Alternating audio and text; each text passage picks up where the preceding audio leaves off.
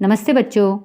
आज हम भेड़े और भेड़िए पाठ का अध्ययन करेंगे, जिसके लेखक है हरिशंकर परसाई जी। आइए पहले कहानी का उद्देश्य जानें। प्रस्तुत कहानी का उद्देश्य प्रजातंत्र में धोखेबाजी, झूठे, ढोंगी और चालाक राजनेताओं की पोल खोलने के लिए भेड़ों और भेड़िए की इस कथा को माध्यम बनाया गया है।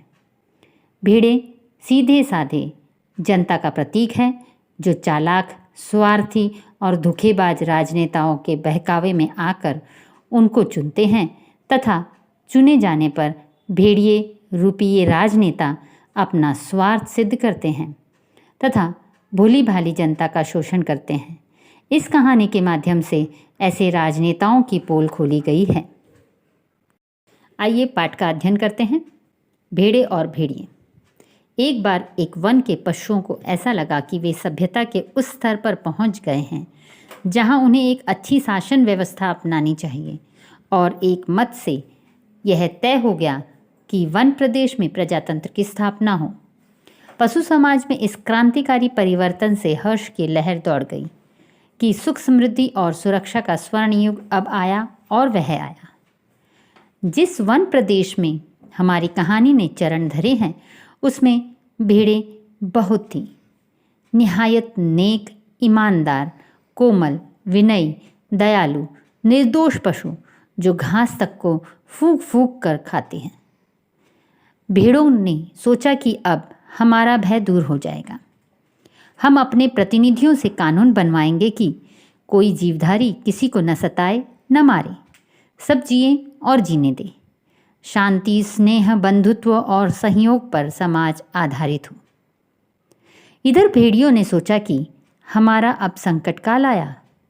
भेड़ों की संख्या इतनी अधिक है कि पंचायत में उनका ही बहुमत होगा, और अगर उन्होंने कानून बना दिया कि कोई पशु किसी को न मारे, तो हम खाएंगे क्या?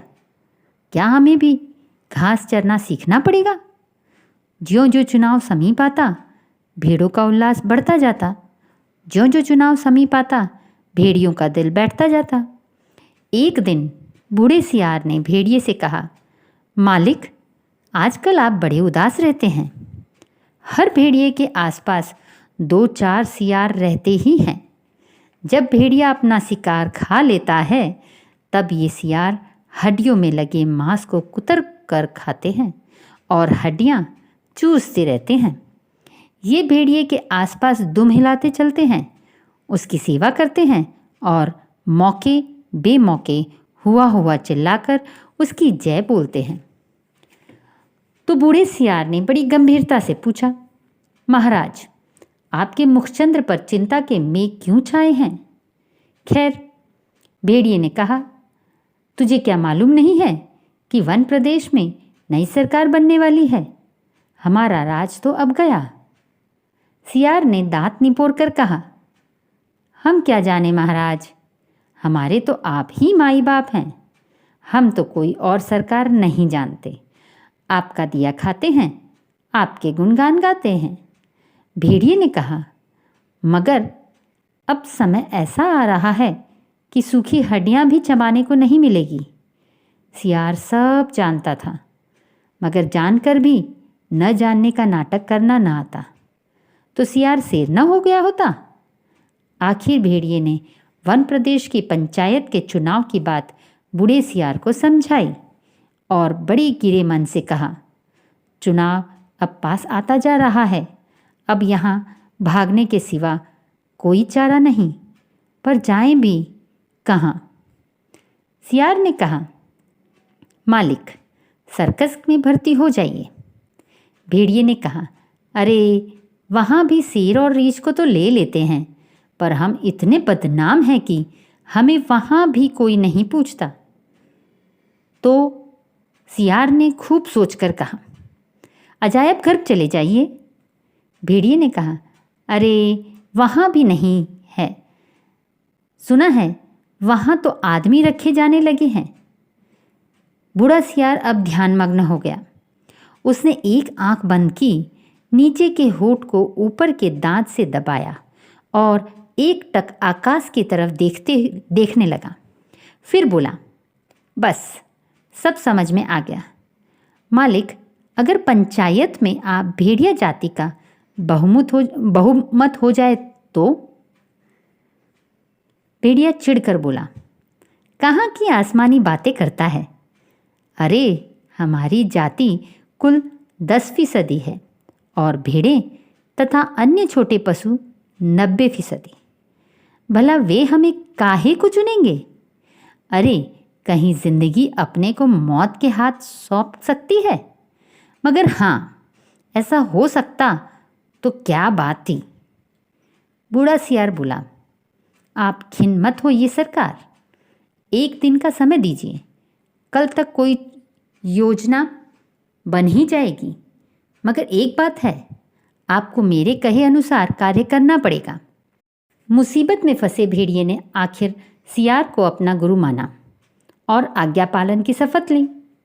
दूसरे दिन बूढ़ा सियार अपने 3 सियारों को लेकर आया। उनमें से उसने एक को पीले रंग में रंग दिया था, दूसरे को नीले में और तीसरे को हरे में।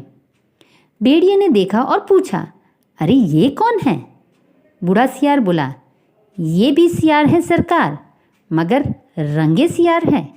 आपकी सेवा करेंगे, आपके चुनाव का प्रचार करेंगे। भेड़िए ने शंका की, मगर इनकी बात मानेगा कौन? ये तो वैसे ही छल कपट के लिए बदनाम है। सियार ने भेड़िए का हाथ चूमकर कहा, बड़े भोले हैं आप सरकार।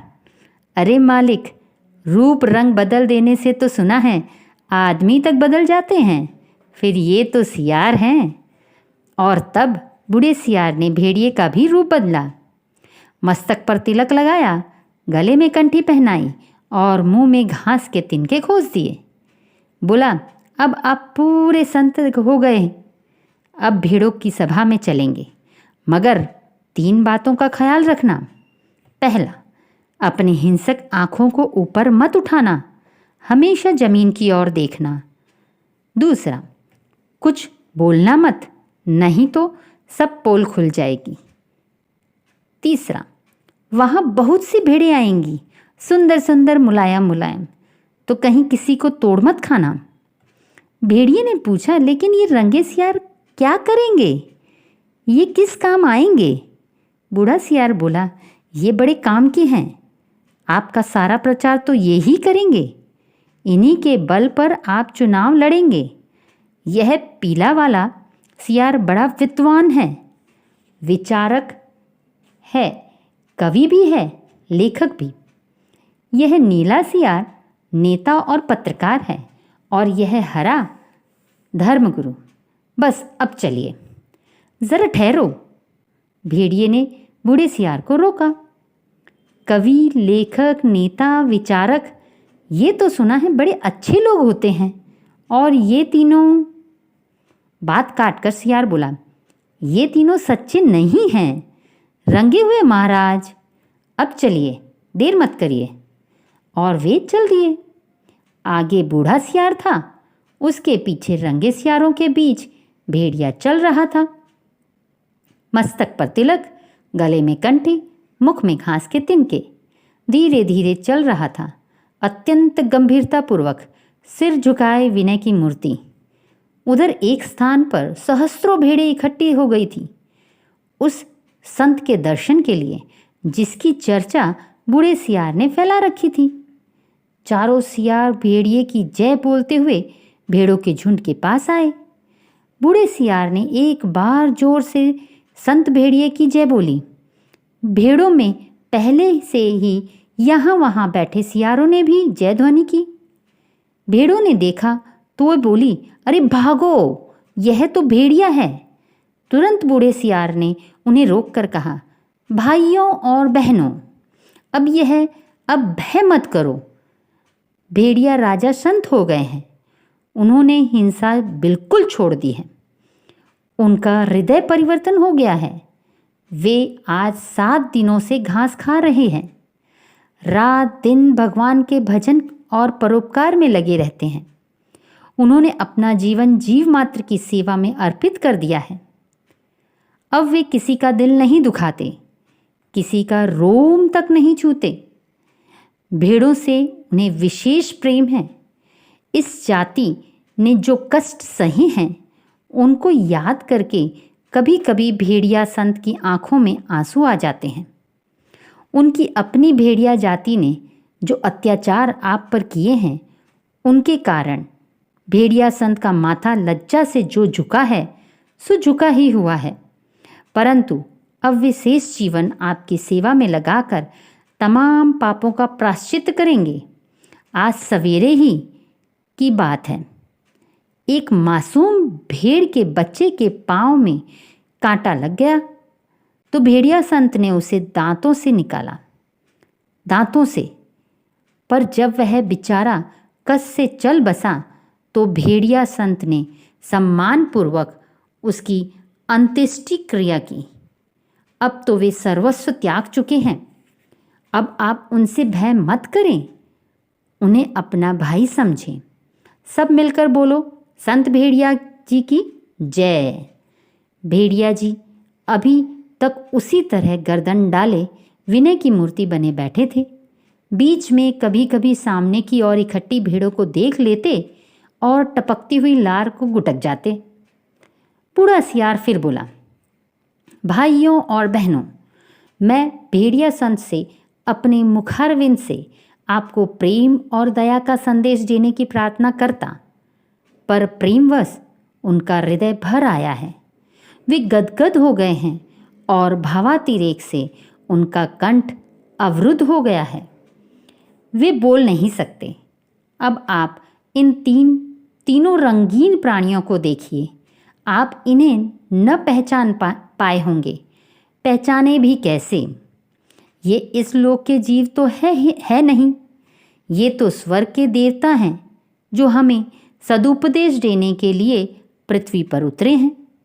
ये पीले विचारक हैं, कवि हैं, लेखक हैं, नीले नेता है और स्वर्ग के पत्रकार हैं और हरे वाले धर्मगुरु हैं।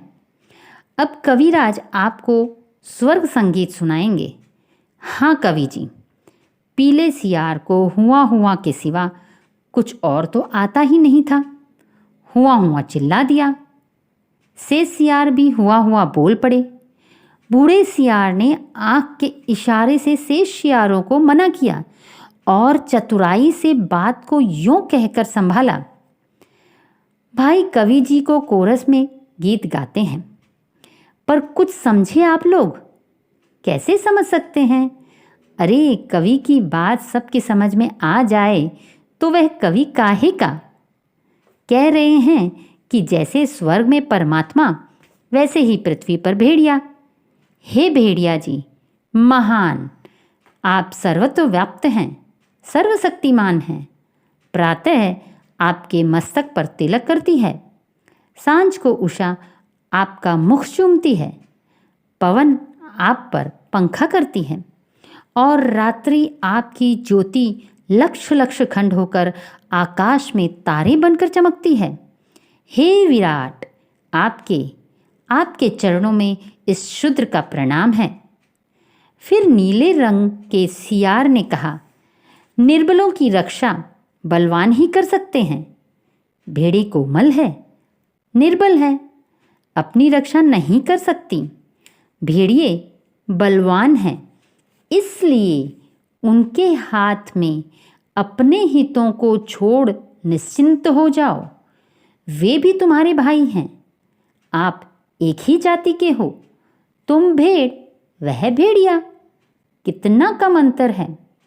और बेचारे भेड़िया व्यर्थ ही बदनाम कर दिए गया है कि वह भेड़ों को खाता है। अरे खाते और हैं, हड्डियां उनके द्वार पर फेंक जाते हैं, ये व्यर्थ बदनाम होते हैं। तुम लोग तो पंचायत में बोल भी नहीं पाओगे। भेड़िए बलवान होते हैं, यदि तुम पर कोई अन्याय होगा तो डट डट कर लड़ेंगे। इसलिए अपने हित की रक्षा के लिए भेड़ियों को चुनकर पंचायत में भेजो। बोलो संत भेड़िया की जय। फिर हरे रंग की धर्मगुरु ने उपदेश दिया, जो यहाँ त्याग करेगा वह उस लोक में पाएगा, जो यहाँ दुख भोगेगा वह वहाँ सुख पाएगा। जो यहाँ राजा बनाएगा वह वहाँ राजा बनेगा, जो यहाँ वोट देगा वह वहाँ वोट पाएगा।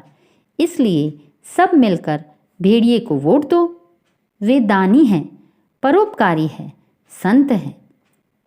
मैं उनको प्रणाम करता हूँ। यह एक भेड़िए की कथा नहीं है, यह सब भेड़ियों की कथा है।